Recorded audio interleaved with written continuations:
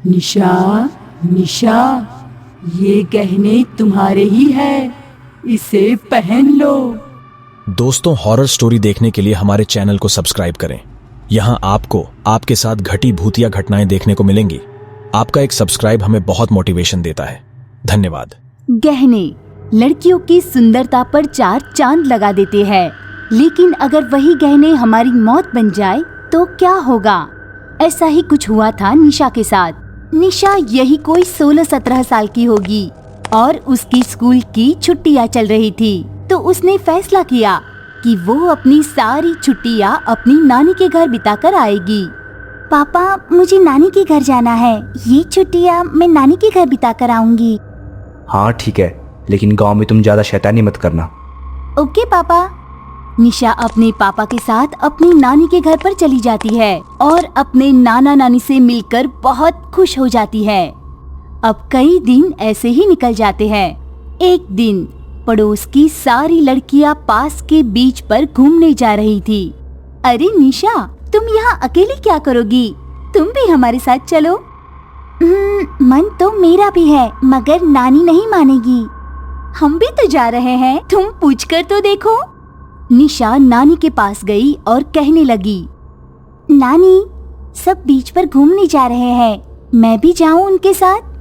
चली जाओ, लेकिन रात होने से पहले घर आ जाना। ओके नानी, थैंक्स। अब वो सब बीच पर पहुंच जाते हैं और वहाँ खूब मस्ती करते हैं, कभी पानी में जंप भी करते हैं। सुनो, क्यों ना हम यहाँ पर एक गेम खेलें? आइडिया तो अच्छा है, लेकिन खेले क्या? छुपम छुपाई। मैं अपनी आंखों पर कपड़ा बांधकर तुमको ढूंढूंगी, ओके? वो अब ये गेम खेलना शुरू कर देती है। निशा उनसे चुपचाप भाग रही थी कि तभी उसका पैर किसी चीज से लगता है और वो गिर पड़ी। मम्मी, ये क्या है? इसने तो मुझे गिरा ही दिया। निशा वहाँ देखती है तो एक पोटली जमीन से आधी बाहर दिख रही थी। निशा उसको बाहर निकालती है और देखती है तो उसमें औरतों के गहने होते हैं, मंगलसूत्र, बाली, अंगूठी। निशा चुपचाप वो पोटली अपने बैग में डाल लेती है और तभी वहाँ जोरों से हवा चलने लगती है और बादल एकदम काले हो जाते हैं और वो सब भागकर वापस अपने घर आ जाते हैं। नानी, मुझे बीच पर ये पोटली मिली, इसमें देखो कितने गहने हैं। अरे बेटी, ये तुमने क्या किया? ऐसे कोई भी चीज उठाकर घर नहीं लाते, क्या पता इसमें कुछ बुरी शक्ति हो। ओहो नानी, तुम भी ना, ऐसा कुछ नहीं होता। ये कहकर निशा अपने रूम में सोने चली जाती है और रात को करीब 1 बजे निशा को किसी की आवाज आई। निशा, निशा, ये गहने तुम्हारे ही है, इसे पहन लो। ये आवाज सुनकर एकदम निशा की आंख खुल गई और वो कहने लगी, कौन है यहाँ पर? निशा अब थोड़ी हिम्मत करके अपने नाना नानी के रूम में गई, लेकिन वहाँ तो कोई भी नहीं था। नानी, नाना, इतनी रात को ये कहाँ चले गए? निशा अब इतनी डर चुकी थी कि वो बस घर से बाहर भाग जाना चाहती थी। वो जोर से दरवाजे की तरफ भागी। उसने जैसे ही दरवाजा खोला तो सामने एक खौफनाक औरत खड़ी थी। निशा उसे देख के वहीं बेहोश हो गई।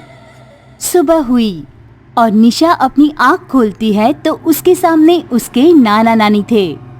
क्या हुआ निशा, तुम बेहोश कैसे हो गई थी? निशा रात की सारी घटना अपनी नानी को बता देती है। बेटी, मैंने तुमसे कहा था कि ऐसा नहीं करना था। अब इन गहनों को वापस वहीं पर रख कर आओ। लेकिन नानी, मैं कैसे? बेटी, ये तुम्हें करना ही होगा। आज रात को तुमको उन गहनों को वापस रख कर आना होगा और वहाँ पर एक बात कहनी होगी। क्या? कि मुझे तुम्हारे गहनों की जरूरत नहीं है, इनको अपने पास रखो। रात हुई और निशा वो गहने लेकर निकल पड़ी। रास्ते में उसको आवाज आई, निशा, निशा, ये गहने तुम्हारे ही है, इनको पहन लो। मैं तुम्हारी दोस्त हूँ। गहने पहनने के बाद तुम और भी खूबसूरत लगोगी। ये बातें सुन निशा का मन वो गहने पहनने को कर रहा था, लेकिन उसे पता था कि अगर उसने वो गहने पहन लिए तो उसकी मौत तय थी। और वो आवाज उसे बार बार सुनाई दे रही थी। अब निशा अपनी बैग से हेडफोन निकाल कर लगा लेती है। अब उसको बाहर का कुछ भी सुनाई नहीं दे रहा था और वो जल्दी से वो गहने वहां रखकर बोलती है, ये गहने आपके हैं। मुझे इनकी कोई जरूरत नहीं, इनको अपने पास रखो। ये कहकर निशा वहां से भाग आती है। अब निशा उस बुरी शक्ति से बच तो गई, लेकिन अब भी निशा उस खौफनाक चेहरे को भुला नहीं पाती।